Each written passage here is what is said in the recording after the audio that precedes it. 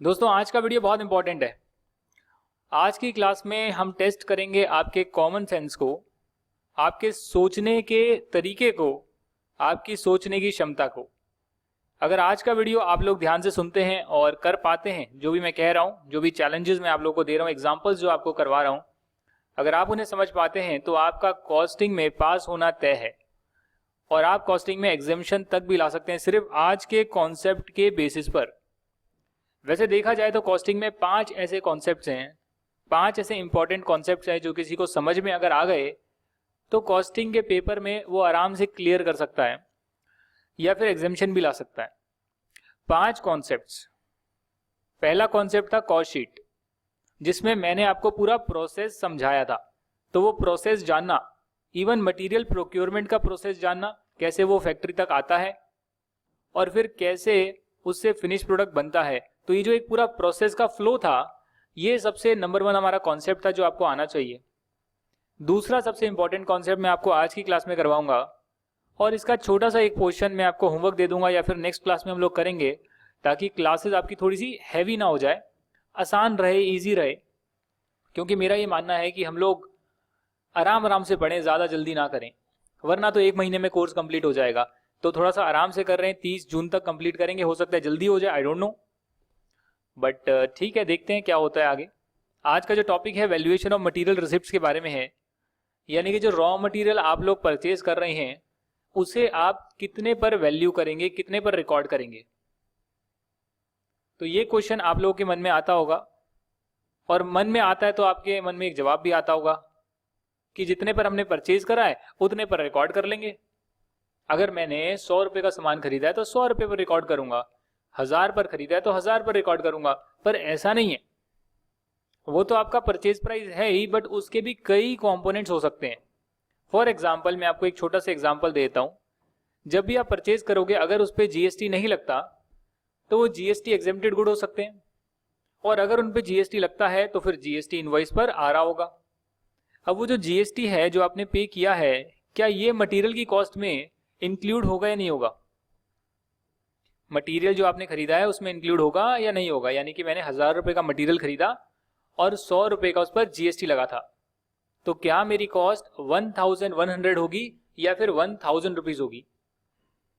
दोस्तों आप सभी को पता है, जिन्होंने जीएसटी की क्लासेस ली है उन्हें पता है कि जो जीएसटी हम रॉ मटेरियल पर पे करते हैं, उस जीएसटी का हमें क्रेडिट मिल सकता है, उसका हमें बेनिफिट मिल सकता है, और कई सिचुएशन में रिफंड मिल सकता है। वैसे तो उसका इनपुट टैक्स क्रेडिट मिलता है ऑलमोस्ट 90% केसेस में। आप जो फिनिश प्रोडक्ट बेचोगे उस पर जीएसटी कलेक्ट करेंगे तो वो सारा का सारा आपको गवर्नमेंट को नहीं देना होगा, उसमें से आप माइनस कर लोगे जितना जीएसटी आप ऑलरेडी रॉ मटेरियल्स पर पे कर चुके हो। तो इन अ नटशेल जो जीएसटी है उसका अगर आपको बेनिफिट मिल सकता है, चाहे कैसा भी बेनिफिट मिले, आप उसका क्रेडिट ले सकते हैं, आप उसको एडजस्ट कर सकते हैं, रिफंड ले सकते हैं, तो दैट मीन्स कि वो आपकी कॉस्ट का पार्ट नहीं बनेगा। जिस चीज का आपको बेनिफिट मिल जाएगा वो आपकी कॉस्ट कैसे हो सकती है? तो इसीलिए अगर आपको इनपुट टैक्स क्रेडिट मिल सकता है तो फिर आपकी रॉ मटेरियल कॉस्ट का पार्ट नहीं बनेगा। यानी कि 1000 रुपीज में आपने परचेज करा, 100 रुपये पर जीएसटी पे किया, बट उस 100 रुपये का आपको बेनिफिट मिल जाएगा। तो देयरफॉर आपकी जो नेट कॉस्ट है, जो एक्चुअली में कॉस्ट लगी है, जिसका बेनिफिट नहीं मिलेगा, जो एक्चुअली में खर्चा हुआ है, वो 1000 रुपीज का हुआ है। कई ऐसी सिचुएशन होती है कि आप लोग इनपुट टैक्स क्रेडिट नहीं लेना चाहते, या उसका इनपुट टैक्स क्रेडिट नहीं मिल सकता, ना ही उसका रिफंड मिलेगा, यानी कि ऐसा जीएसटी जिसका बेनिफिट आप लोग नहीं ले सकते हो, उस केस में आप उसे रॉ मटेरियल की कॉस्ट में ऐड कर दोगे। मतलब ऑटोमेटिकली जो बिल आया है 1000 रुपये प्लस 100 रुपये जीएसटी, और उस 100 रुपये का बेनिफिट आपको नहीं मिलेगा, एडजस्टमेंट नहीं मिलेगी, इनपुट टैक्स क्रेडिट नहीं मिलेगा, कुछ भी नहीं मिलेगा, तो फिर आप बोलोगे कि यार मेरे 1100 रुपीज लगे हैं, क्योंकि बेनिफिट तो मिलना नहीं है, तो टोटल जो कॉस्ट लगी वही आपकी कॉस्ट हो जाएगी, कॉस्ट ऑफ रॉ मटेरियल। ऐसे ही कई आइटम्स और हैं जो है तो वैसे कॉमन सेंस वाले आइटम्स, ज्यादा बताने नहीं चाहिए आपको, मैं 2 मिनट में पढ़ा सकता हूँ, बस यही है। पर फिर भी आपके बेसिक कॉन्सेप्ट पर हम थोड़ा थोड़ा ध्यान दे रहे हैं, एक एक चीज आपको समझाने की कोशिश कर रहे हैं, जो शायद 11th या 12th क्लास में भी आपने पढ़ी हो, तो उसे आप ध्यान से समझिए और समझ कर पढ़िए। पॉइंट नंबर 2 कहता है एक और ऐसा प्रोविजन, ट्रेड डिस्काउंट या क्वांटिटी डिस्काउंट, यानी कि इसको क्वांटिटी डिस्काउंट भी आप बोल सकते हो। अल्टीमेटली होता क्या है, होता यह है कि अगर आप ज़्यादा सामान खरीदोगे, बल्क में क्वांटिटी खरीदोगे, तो पर यूनिट कॉस्ट आपकी कम आ जाएगी। यानी कि मैं गया सप्लायर के पास, मैंने कहा कि मुझे 1000 क्वांटिटी खरीदनी है, तो उसने कहा 1000 क्वांटिटी 5 रुपये पर यूनिट के हिसाब से आपको लेनी होगी। मैंने कहा अच्छा 1000 नहीं, मुझे 5000 यूनिट खरीदनी है, तो 5 रुपये की जगह वो 4 रुपये कर सकता है। ये ज़रूर हो सकता है कि 1000 क्वांटिटी पर अगर वो 5 रुपये पर यूनिट के हिसाब से दे रहा है, तो हो सकता है कि जब मैं उसको बोलूँ कि मैं 5000 यूनिट्स लूँगा, 2000 यूनिट्स लूँगा, ज़्यादा यूनिट्स लूँगा, तो कह सकता है कि चलो 5 रुपये पर यूनिट की जगह पर आपको 4 रुपये पर यूनिट निकाल देंगे, लगा देंगे। तो खैर ये जो डिस्काउंट आपको मिलता है, ये तो एट द टाइम जब आप एग्री करते हैं कि मुझे कितनी क्वांटिटीज लेनी है, उस टाइम मिलता है, और उस डिस्काउंट को हम ट्रेड डिस्काउंट बोलते हैं। यानी कि जो खरीदने से पहले आपको पता होता है ये डिस्काउंट तो मुझे मिलेगा। नॉर्मल सिचुएशन में तो 5 रुपये की रेट है, बट मुझे 4 रुपये की लग जाएगी। सिमिलरली आप चाहे विशाल मेगा मार्ट, बिग बाजार, मोर और ऐसे तमाम, आप रिलायंस के भी काफ़ी सारे मॉल्स है, रिलायंस फ्रेश हो गया, कुछ भी हो गया, इतने सारे मॉल्स में आप जाते हैं, डिस्काउंट चल रहा होता है। तो वहाँ पर जब आप सामान खरीदते हैं, डिस्काउंटेड वाला सामान खरीदते हैं, तो पहले तो पूरी प्राइस लिखी होती है, फिर माइनस करके लेस डिस्काउंट किया होता है, फिर नेट अमाउंट पर जीएसटी लगाया होता है। समझ रहे हैं आप? तो यहाँ पर क्या हो गया, जो डिस्काउंट माइनस पहले ही कर दिया और पहले ही आपको पता है कि ये तो डिस्काउंट है, उसे आप इंक्लूड नहीं करेंगे, तो that will not become part of the cost, that is deducted from the cost. जो भी ट्रेड डिस्काउंट है वो कॉस्ट से डिडक्ट हो जाएगा। यानी कि अगर 1000 रुपये में से मुझे 100 रुपये का ट्रेड डिस्काउंट मिल गया, तो 100 रुपये का ट्रेड डिस्काउंट लेस होके 900 रुपये ही मेरे को देने पड़ेंगे, 900 रुपये का ही मेरा बिल होगा नेट करके, तो वही मेरी कॉस्ट ऑफ रॉ मटेरियल मानी जाएगी। आप लोग इतना सब मत लिखना, इसको काट कर आप लोग एक अक्षर लिख देना बस यहाँ पर, एक्सक्लूड। इंक्लूड या एक्सक्लूड लिख लो ताकि बहुत सिंपल हो जाए आपके लिए। ये शायद मैंने थोड़ी सी बड़ी लाइन लिख दी है, पर जो लोग लेक्चर्स देख रहे हैं उन्हें पता है कि हाँ, यहाँ पर एक्सक्लूड लिख देंगे हम कि ट्रेड डिस्काउंट को एक्सक्लूड किया जाएगा। और देखते हैं अगला पॉइंट है सब्सिडी, ग्रांट्स एंड इंसेंटिव्स। तो अगर आप सोलर पैनल लगवाते हैं तो गवर्नमेंट से सब्सिडी मिलती है। ऐसे कुछ रॉ मटेरियल आप लेते हैं, रिन्यूएबल एनर्जी यूज़ करते हैं, या रॉ मटेरियल ऐसे लेते हैं जो गवर्नमेंट प्रमोट कर रही है और जिसमें गवर्नमेंट आपको सब्सिडी देती है कि अगर आप रॉ मटेरियल ए की जगह रॉ मटेरियल बी यूज़ करोगे तो आपको उसकी सब्सिडी मिल सकती है। इन सिनेरियोज में आप जो रॉ मटेरियल की कॉस्ट लेंगे वो नेट ऑफ सब्सिडी लेंगे, क्योंकि ये चीज़ भी आपको पहले से पता है कि इस रॉ मटेरियल पर यूनिट के हिसाब से इतनी सब्सिडी मिलनी है। अगर ये खरीदूंगा तो मेरे को मिलेगी सब्सिडी। तो आपने 5 रुपये का यूनिट खरीदा, 5 रुपये पर यूनिट के हिसाब से खरीदा, और उसमें था कि 10,000 यूनिट्स खरीदोगे तो गवर्नमेंट की तरफ से इतनी बल्क परचेजेस पर आपको सब्सिडी मिलेगी 1 रुपये पर यूनिट। तो यानी कि जब आपकी नेट कॉस्ट आएगी वो 4 रुपीज़ पर यूनिट की ही आएगी। आप उसी को लेंगे देखने के लिए कि फिनिश प्रोडक्ट की आप क्या कॉस्टिंग निकाल रहे हैं। तो फिनिश प्रोडक्ट की कॉस्टिंग में रॉ मटेरियल, लेबर, फैक्ट्री के खर्चे, उसके बाद और खर्चे लगते रहते हैं, फिर फिनिश प्रोडक्ट की कॉस्ट आती है। तो यहाँ पर हम लोग सब्सिडी की कॉस्ट रॉ मटेरियल की कॉस्ट में इंक्लूड नहीं करेंगे, क्योंकि हमें ऑलरेडी पता है कि इस रॉ मटेरियल पर मुझे सब्सिडी मिलने वाली है। तो यानी कि इसका बेनिफिट मुझे मिल जाएगा खरीदने के टाइम, और ये मैं अपनी कॉस्ट का पार्ट नहीं बनाऊंगा। फोर्थ पॉइंट कहता है road tax, toll tax, basic custom duty added in the cost of raw material. ये एक बहुत ही सिंपल सा एक प्रोविजन है, और पॉइंट नंबर 4 के साथ मैं आपको पॉइंट नंबर 7 करवाऊंगा। पॉइंट नंबर 4 कहता है कि जो आपने रोड टैक्स पे करा है, कोई टोल टैक्स पे करा है, या फिर कोई बेसिक कस्टम ड्यूटी दी है, जो इंपोर्ट करते हो उस पर बेसिक कस्टम ड्यूटी लगती है, जिसका आपको क्रेडिट नहीं मिलता, जिसका आपको बेनिफिट नहीं मिलता, तो ये सारी चीज़ें जो आपने टैक्सेस वगैरह पे करे हैं रॉ मटेरियल के रिगार्डिंग, रॉ मटेरियल को लाने के लिए, वो सारे रॉ मटेरियल की कॉस्ट का पार्ट बनेंगे।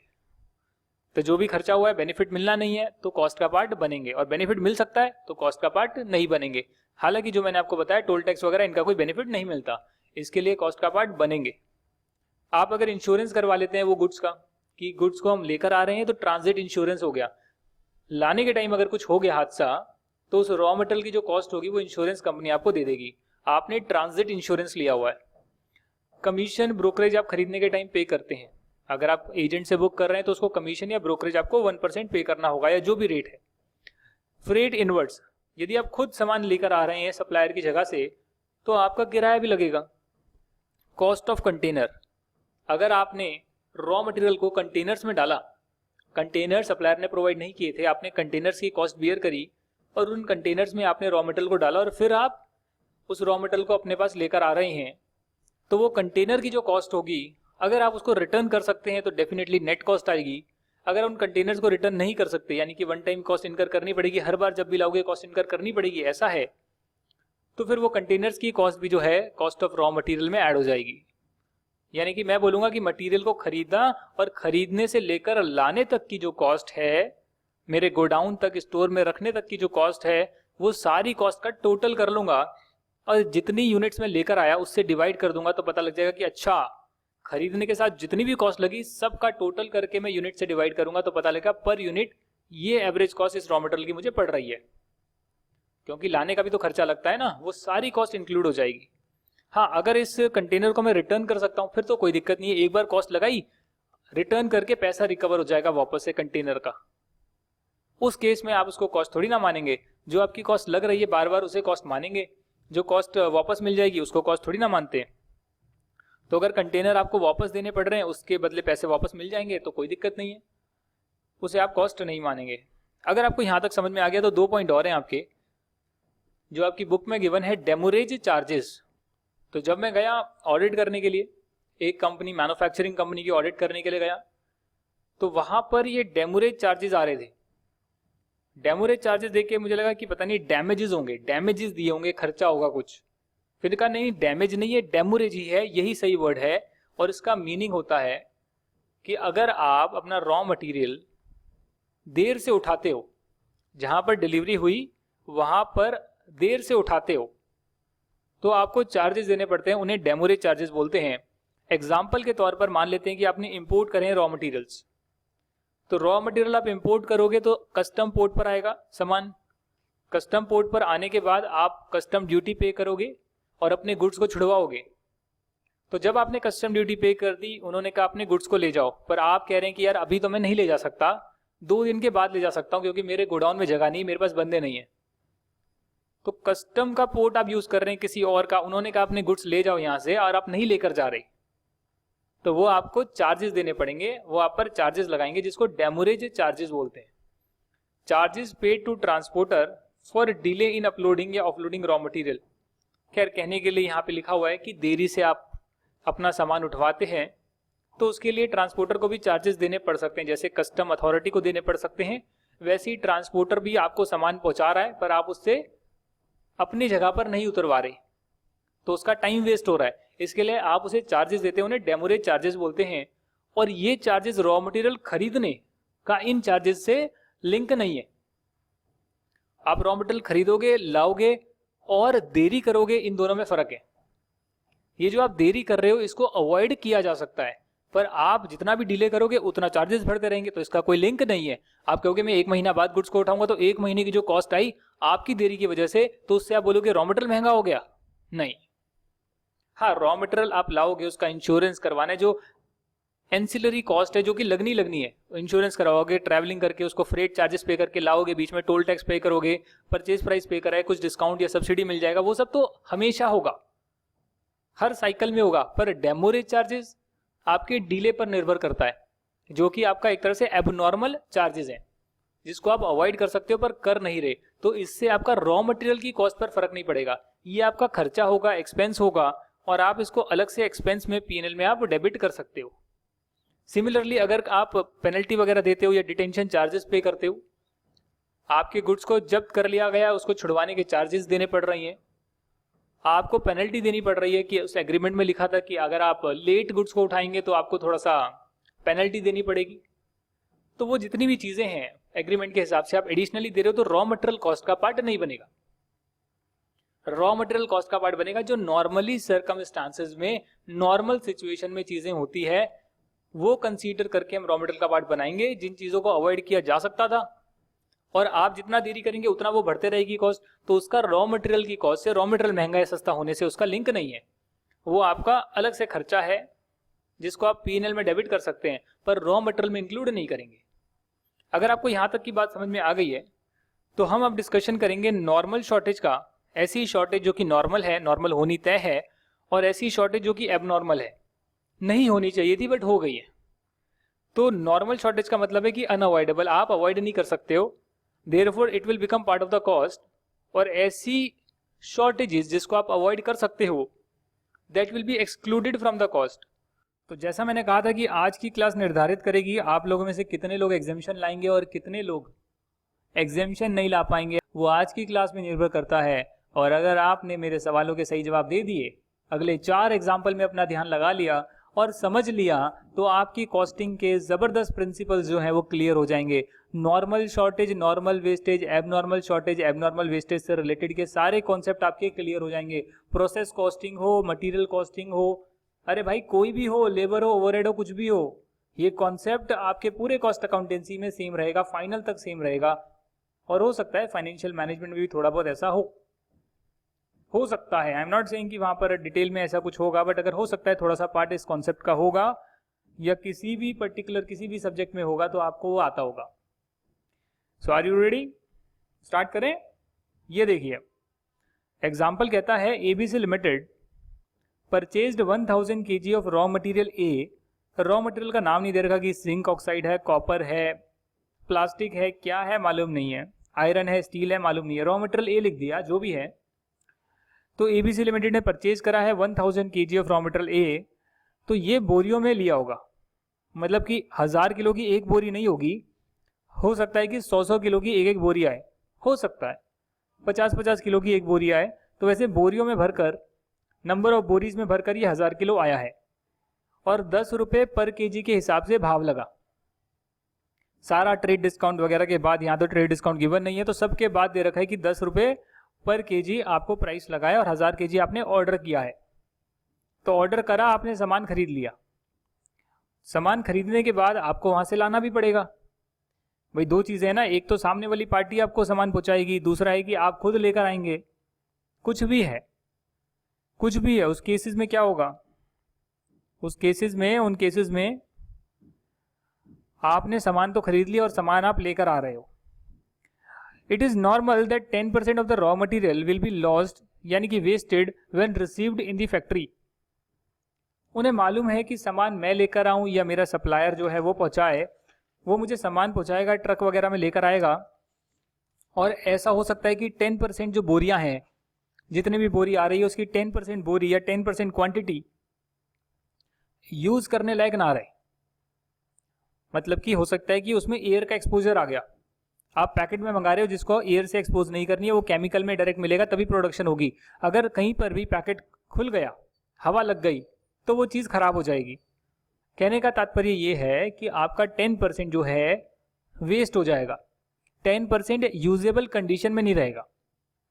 नॉर्मल है, हो सकता है कि आप सामान इतना सारा लाते हो ह्यूज क्वांटिटीज में, थोड़ी बहुत क्वांटिटीज खराब होने के चांसेस होते हैं। इस कंपनी के लिए वो अमाउंट है 10%, दूसरे के लिए कुछ और हो सकती है। तो एबीसी लिमिटेड को रिसीव होते हैं 850 kg। इन्हें मालूम है कि 10% तो खराब हो ही सकता है, बट इस बार इनको रिसीव होते हैं 850 kg। When there truck reach the factory, यानी कि 50 किलो जो हैं वो एडिशनली वेस्ट हो गए ट्रांसपोर्टेशन में। वेस्ट का मतलब ये नहीं है कि चोरी हो गए, वेस्ट का मतलब है कि खराब हो गए, उसे आप यूज नहीं कर सकते अपनी प्रोडक्शन के लिए। 50 किलो का सामान तो आया है बट खराब है। वैसे ही जो नॉर्मल वेस्टेज है, वो सामान तो पहुंचा है, टूटा फूटा हालत में पहुंचा है या खराब होकर पहुंचा है, जिसे यूज नहीं किया जा सकता, उसका मैं कहने का मतलब कह रहा हूं कि वो वेस्टेज है। लॉस्ट हो गया, वो भी वेस्टेज ही होती है, एक ही बात है, उसमें कोई दो राय नहीं है। पर फिलहाल अपने एग्जाम्पल में हमने माना है कि वो खराब होकर पहुंचा है, यानी कि 850 kg ऐसा पहुंचा है जिसको प्रोडक्शन में यूज किया जा सकता है। आपने फ्रेट के एक्सपेंसेस पे करें 5000 रुपीज़, आपने टोल टैक्स पे किया, जब सामान आ रहा होगा तो टोल टैक्स पे करा है 3000 रुपीज़। आपको कैलकुलेट करनी है effective material cost per unit. आपको पर यूनिट कॉस्ट निकालनी है, तो पहले टोटल कॉस्ट निकालोगे, डिवाइड करोगे क्वांटिटी से, तो पर यूनिट कॉस्ट आएगी। अब यही सारा खेल है। ये जो पर यूनिट कॉस्ट निकालने का तरीका है वो मैं आपको सिखाने वाला हूँ, और वो आपके प्रोसेस कॉस्टिंग में भी या कोई भी चैप्टर है उसमें रेलेवेंट रहेगा, इंपॉर्टेंट, बहुत इंपॉर्टेंट है। बुक में एग्जाम्पल नहीं है पर मैंने बनाया एग्जाम्पल आपको समझाने के लिए। आओ देखते हैं भैया कैसे निकलेगी। तो आपकी लगी परचेज कॉस्ट 1000 kg आपने परचेज करा और 10 रुपये पर केजी के हिसाब से आपने परचेज करा, और वहाँ पर आपने 10,000 रुपीज़ पे कर दिए सप्लायर को। या उसको आपने बोला कि आप पे कर दोगे और उसके बाद आप उसे लेकर आ गए अपनी फैक्ट्री में, लाए तो आपका फ्रेट के चार्जेस लगे 5,000 रुपये और टोल टैक्स लगा 3,000 रुपीज़, तो टोटल रॉ मटेरियल की कॉस्ट लाने तक की जो कॉस्ट है वो आपको पड़ी 18,000 रुपीज़। मैं मान रहा हूं कि अगर मान लेते हैं चलो यहाँ पे सब्सिडी मिल जाती है, गवर्नमेंट ग्रांट मिल जाती, तो आप माइनस कर लेते, जिसका बेनिफिट आपको मिल जाएगा माइनस कर लोगे। अगर इस पर मैंने जीएसटी ऐड किया होता और उसका मेरे को बेनिफिट मिलना होता तो मैं उसको नहीं लेता। तो यहाँ पर फिलहाल मैंने जीएसटी को इंक्लूड नहीं करा, उसका मुझे क्रेडिट मिल जाएगा ऐसा मान लो। क्वेश्चन में गिवन भी नहीं है, अल्टीमेटली क्वेश्चन में गिवन है कि आपने खरीदा तो इतना पैसा लगेगा, फ्रेट लगेगा लाने के लिए, तो बीच में जो टोल रोड है वहाँ पर पैसे देने पड़ते हैं उस रोड को यूज़ करने के लिए, तो टोल टैक्स भी आपको देना पड़ा, तो वो भी 3,000 रुपये लग गया। टोटल आपकी रॉ मटेरियल की कॉस्ट लग गई 18,000। अब क्वांटिटी जो आपने परचेज करी वो थी 1,000 kg, पर आपको पता है कि नॉर्मली, मुझे पता है नॉर्मली हमेशा ही ऐसा होता है या ऐसा हो सकता है कि 10% तो वेस्ट हो जाए। 90% केसेस में ऐसा हो सकता है कि 10% तो वेस्ट होना ही होना है, उसे हम रोक नहीं सकते। हाँ, हो सकता है कि कई बार मटेरियल अच्छे से कैरी कर आप लेकर आए और 5% ही वेस्ट हुआ, ये हो सकता है। कई बार हो सकता है 15% वेस्ट हो गया, हो सकता है। जैसे कि इस बार करीब करीब 15% वेस्ट हुआ है, होना कितना चाहिए था 10%, ऐसा हमारा मानना है। तो जब भी हम कॉस्टिंग निकालते हैं पर यूनिट के बेसिस पर, उसमें हम टोटल कॉस्ट को डिवाइड करते हैं जो नॉर्मल क्वांटिटीज हमें रिसीव होनी चाहिए थी।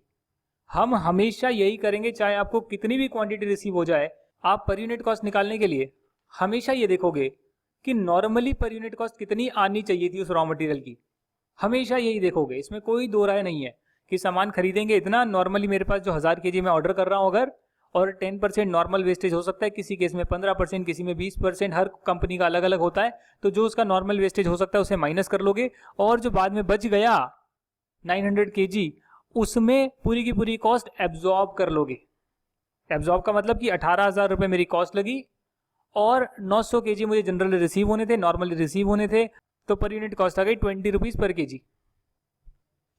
हमेशा डिनोमिनेटर में क्वांटिटीज जो नॉर्मली आपको रिसीव होगी वही आएगी और ऊपर जो प्राइस होगा वही आएगा। नेट प्राइस अगर कुछ रिकवर हो गया अमाउंट उसे माइनस कर लेंगे, नेट प्राइस ऊपर आएगा और नीचे जो आएगी नॉर्मल क्वांटिटीज आएगी, तो उसके बेसिस पर आप पर यूनिट का कॉस्ट निकालोगे 20 रुपये पर kg। सर अब क्या होगा, अब क्या होगा आपको एक्चुअली में रॉ मटेरियल कितने रिसीव हुए, 850 kg, 850 किलो आपको रिसीव हुए, 20 रुपये पर यूनिट का आपने प्राइस निकाला था, प्राइस सेट किया था कि 20 रुपये पर यूनिट मेरी कॉस्ट लगेगी, 20 रुपये पर kg मेरी कॉस्ट लगेगी। 850 kg आपको रिसीव हुए, आप उसको यूज़ करेंगे, तो जब आप यूज़ करेंगे और उसको फिनिश प्रोडक्ट की कॉस्ट बनाएंगे तो 20 रुपये के हिसाब से आप बनाएंगे टोटल 17,000 रुपीज़।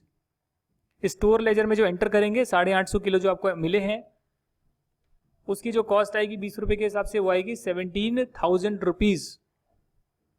और जो रॉ मटेरियल आपको नहीं मिले, नॉर्मली मिलने चाहिए थे बट मिले नहीं क्योंकि वो एबनॉर्मली वेस्ट हो गए। समझ रहे हैं आप, 10% तो नॉर्मल रहता ही है। तो जब भी मैं हमेशा अपनी कैलकुलेशन करूंगा मैं मानूंगा मेरी इतनी कॉस्ट लगनी है, नॉर्मली इतने वेस्ट हो जाते हैं, बाकी जो यूनिट्स बच गई तो उसकी पर यूनिट के हिसाब से मेरी इतनी कॉस्ट आ गई। ये हमेशा ही ऐसे करोगे आप। अब उसके बाद आप देखोगे कि एक्चुअली में इतना रिसीव हुआ है तो पर यूनिट के हिसाब से इतने रुपए तो मेरे स्टोर लेजर में जाएंगे या फिर रॉ मटेरियल की जो कॉस्ट है वो फिनिश प्रोडक्ट की कॉस्ट में ऐड हो जाएगी। 17,000 रुपीज़ जो यूनिट्स रिसीव हुए उसके, और जो यूनिट्स आपको रिसीव होने चाहिए थे बट नहीं हुए, एबनॉर्मली वेस्ट हो गए, 50 किलो एबनॉर्मली वेस्ट हो गए 20 रुपये के हिसाब से, तो 1,000 रुपीज़ जो है वो आपका लॉस हो गया। होना नहीं चाहिए था नॉर्मली बट हो गया इस बार, तो वो एबनॉर्मल लॉस का जो खर्चा है वो आपका कॉस्टिंग P&L में डेबिट हो जाएगा। सर ऐसा हम क्यों करते हैं, ये नॉर्मल एबनॉर्मल का ऐसा ट्रीटमेंट हम क्यों करते हैं? क्योंकि जब भी हम डिसीजन लेते हैं तो वो हम इस सिनेरियो में लेते हैं कि नॉर्मली हमारी ये चीज़ें होती है। आज अगर मेरा मान लेते हैं कि अर्थक्वेक आ गया और अर्थक्वेक आने से मेरे प्रोडक्शन प्रोसेस में कुछ मेरे को लॉस हो गया, तो मैं कहूँगा कि यार पहले पास मेरे पास 100 यूनिट थी और मेरा टोटल कॉस्ट 10,000 का आया था 100 यूनिट का, अब 50 यूनिट जो है ख़राब हो गई, तो बाकी जो 50 यूनिट है मैं उसकी कॉस्ट मान लेता हूँ 10,000 रुपीज़। मेरे तो खर्चा लग ही गया, मेरा तो 10,000 रुपये लग ही गया है। 100 यूनिट मैंने ली थी, 50 यूनिट खराब हो गई। तो अगर आप ऐसा करोगे कि 50 यूनिट आप जब यूज करोगे और रॉ मटेरियल की कॉस्ट उसको 10,000 मानोगे, और फिर लेबर ऐड करोगे, ओवर ऐड करोगे, उसके बाद फिनिश प्रोडक्ट बनाओगे, तो आपकी जो कॉस्ट आएगी फिनिश प्रोडक्ट की वो बहुत ज़्यादा आएगी। ज़्यादा आने की वजह से जब आप प्राइस सेट करोगे वो भी ज़्यादा करोगे, और कॉम्पिटिटर्स अपना प्राइस कम सेट करेंगे, क्योंकि वो तो नॉर्मल वेस्टेज पे चल रहे हैं। एबनॉर्मल सिर्फ आपके लिए हुआ है, नॉर्मल सभी के लिए होता है। ये हो सकता है किसी का 10%, किसी का 15%, किसी का 20% नॉर्मली वेस्ट हो, पर वो सभी के लिए अक्रॉस द इंडस्ट्री होता है। सामान वो भी मंगवाएंगे, उनका भी कुछ ना कुछ वेस्टेज होगा नॉर्मली जो होता है, पर एबनॉर्मल आपके लिए हो गया। आपके फैक्ट्री के वहां पर अर्थक्वेक आया या कुछ फायर लग गई और आपका क्वांटिटी वेस्ट हो गया।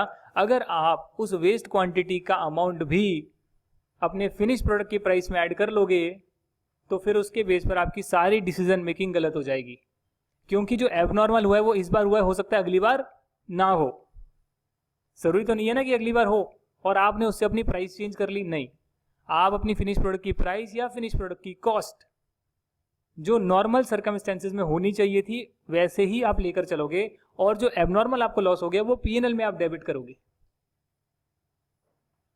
क्योंकि वो एक बार हुआ है, वन टाइम हुआ है, बार बार नहीं होगा। अगली बार एबनॉर्मल गेन भी हो सकता है, या हो सकता है कि जो नॉर्मल लॉस होना उतना ही लॉस हो, जो कि नॉर्मली हमेशा होता ही है। तो इसीलिए जो हम ऐसे कैलकुलेशन करते हैं, नॉर्मल सर्कमस्टेंसेज में कैलकुलेशन करते हैं कि भैया इतना रुपए मेरे लगेंगे, 10,000 रुपये, 100 यूनिट में मंगाऊंगा, मेरे को 90 यूनिट ही मिलेगी इफेक्टिव जो मैं काम में ले सकता हूँ। तो मान लेंगे कि मेरे पास 90 यूनिट ही आई है, पर टोटल कॉस्ट मेरी 10,000 रुपये लगी है, तो 90 यूनिट के हिसाब से टोटल कॉस्ट 10,000 आई, पर यूनिट आप निकाल लोगे। और अगर ज़्यादा वेस्ट हो गया तो फिर वो एबनॉर्मल सिचुएशन है जिसको आप अलग रखोगे, उसको आप कॉस्टिंग पीएनएल में डेबिट कर दोगे, एक्सपेंस मान लोगे, एक टाइम एक्सपेंस हो गया। समझ गए आप? तो यही मेथड है, आपको फॉलो करना है। अगर आपको 950 kg रिसीव हो गए, होने चाहिए थे 900 kg, पर मिल गए आपको 950 kg, तो ये बात आपके कस्टमर को नहीं पता है। आप तो ये देखोगे कि नॉर्मली किसी भी सिचुएशन में मेरी पर यूनिट रॉ मटेरियल की कॉस्ट क्या आ रही थी, तो नॉर्मल सिचुएशन में जो आपकी पर यूनिट की कॉस्ट आ रही थी उसके हिसाब से एक्चुअली में जो रॉ मटेरियल आप प्रोडक्शन में लगाओगे वो कॉस्ट आप कस्टमर से चार्ज करोगे, वो कॉस्ट आप फिनिश प्रोडक्ट की कॉस्ट में ऐड करोगे। पर अगर आपको एबनॉर्मल लॉस हो गया तो वो जो लॉस जितनी यूनिट्स का हो गया उसके जो पैसे हैं, उसके पाले में जो पैसे आएंगे या उसके हिस्से में जो पैसे आएंगे वो आप कॉस्टिंग पीएनएल में डेबिट कर देते थे। सिमिलरली अगर आपको ज़्यादा यूनिट्स मिल गई तो जो ज़्यादा यूनिट्स का फायदा है वो आप कस्टमर को ट्रांसफर ना करके कॉस्टिंग पीएनएल में क्रेडिट कर दोगे। आप समझ रहे हैं मैं क्या कह रहा हूं? कस्टमर को तो क्या पता, उसके लिए तो 950 क्वांटिटी आपकी अच्छी है और वो 950 क्वांटिटी आप फिनिश प्रोडक्ट में लगा रही हैं, तो 20 रुपए के हिसाब से आप लगाएंगे और 19,000 आप कस्टमर से चार्ज करेंगे। हाँ, साथ में प्रॉफिट भी लेंगे और इसमें मटेरियल, लेबर और ऊपर के खर्चे भी लगेंगे, प्रॉफिट मार्जिन भी ऐड होगा, फिर आपकी सेल्स होगी। पर जो आपका कॉस्ट ऑफ गुड सोल्ड है उसमें जो मटेरियल की कॉस्ट है उसमें 19,000 की कॉस्ट हिस्सेदार बनेगी, ऐड होगी, क्योंकि आपको 950 kg मिल गए और 950 kg आपने यूज कर लिए फिनिश प्रोडक्ट बनाने के लिए। तो आप 20 रुपए के हिसाब से कस्टमर से चार्ज करोगे। अगर मैं कस्टमर से चार्ज नहीं करूं तो मैं ये कह सकता हूं कि यार 950 kg तो हैं, पर 19,000 मेरी कॉस्ट नहीं आई है, 20 रुपए के हिसाब से मैं कॉस्ट नहीं लगाऊंगा, मैं 18,000 रुपीज ही लगाऊंगा। 950 मिल गए, गेन ट्रांसफर टू कस्टमर, 850 मिल गए, लॉस ट्रांसफर टू कस्टमर। उस केस में कस्टमर बड़ा अनसर्टेन हो जाएगा और आपका भी प्रॉफिट और लॉस जो है वो अनसर्टेन हो जाएगा। एबनॉर्मल लॉस आपकी कंपनी में हुआ है, एबनॉर्मल गेन आपकी कंपनी में हुआ है, और आप उसकी वजह से बार बार अपना प्रॉफिट मार्जिन चेंज कर रहे हैं। उसका इंपैक्ट आप अलग से नहीं देख रहे, क्योंकि हर बार ये नहीं होगा, ना ही आपको हर बार एबनॉर्मल गेन होगा, ना ही हर बार एबनॉर्मल लॉस होगा। ऐसा है कि हर महीने नॉर्मल लॉस ही होता है, वही 10, 12, 11% वही रहता है आपका नॉर्मल लॉस। किसी टाइम 15% हो गया या किसी टाइम सिर्फ 5% हो गया किसी महीने में, तो आप उस महीने की वजह से क्या करोगे? अगर एबनॉर्मल लॉस हो गया तो आप कहोगे भैया इतनी ही क्वांटिटी है, सारी की सारी कॉस्ट कस्टमर से ले लेता हूँ 850 क्वांटिटी की। और एबनॉर्मल गेन हो गया तो कहोगे ठीक है, ज़्यादा क्वांटिटी मिल गई है, 950 क्वांटिटी मिल गई है, और 950 क्वांटिटी के लिए मैंने दिए तो 18,000 रुपये थे, तो पर यूनिट कॉस्ट को कम कर देता हूँ और कस्टमर को बेनिफिट ट्रांसफर कर देता हूँ, 18,000 में 950 क्वांटिटी देता हूँ। तो उस केस में आप एक महीने में अपनी कॉस्ट को फ्लक्चुएट कर रहे हैं। एक महीने के लिए आप अपने प्रॉफिट को हिला रहे हैं, प्रॉफिट मार्जिन को हिला रहे हैं, जो परसेंटेज टर्म्स में निकलता है।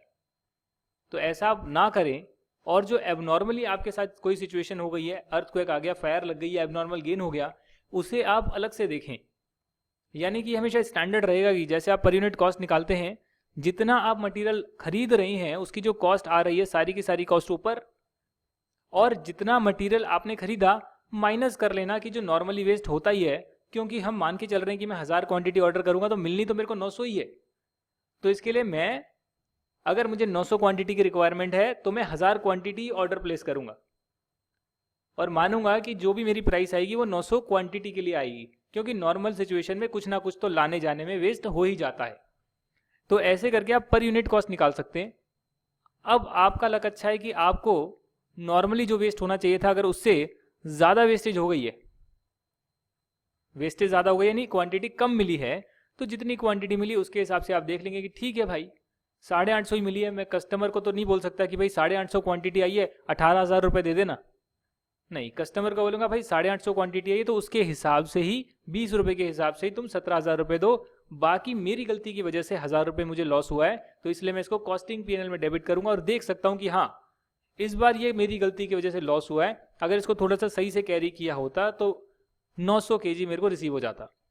दूसरे सिचुएशन में आपने इतना अच्छा कैरी करा, इतने अच्छे से संभाल कर लेकर आया, लक अच्छा था कि 950 किलो आपके पास आ गया।